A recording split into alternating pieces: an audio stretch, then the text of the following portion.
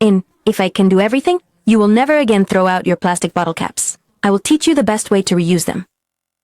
The first step we'll take is to gather a good number of plastic caps. We'll then need to wash them very thoroughly to ensure we can remove all the soil and any dirt or grime that might be on them. You cannot skip this step, as any dirt will prevent our experiment from working correctly. Once we have finished washing it, we will take all of the lids outside to dry in the sun. After that, we will then build an outdoor stove using blocks and firewood. We'll set up this temporary stove outside as the smoke from the burning lids can be harmful in enclosed spaces. Now, we are going to take an old pot that we don't use anymore. We'll add a small amount of cooking oil to this. Next, we'll carefully spread it out very well all around the inside of the pot. This will help ensure that the lids don't stick. Once this procedure is complete, we then place the pot on the stove.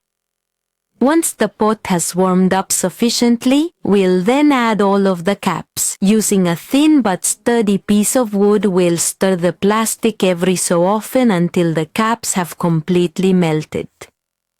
After the initial 7 minutes have fully elapsed, you will be able to perceive the way it begins to melt. We continue to move them around and flip them over until the lids have completely disintegrated. I truly love this trick, because it's a good, easy and economical way to recycle.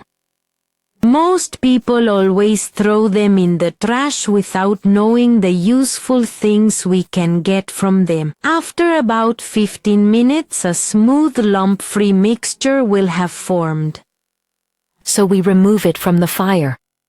For the next step, we're going to be taking 2 aluminum containers that are exactly the same, just like these 2 examples that we have right here. We'll take a little bit of oil, then we'll grease the surface of the one we're putting underneath.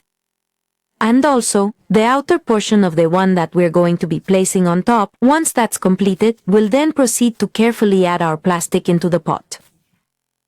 Once the plastic has been placed, we'll then position the other pot right on top.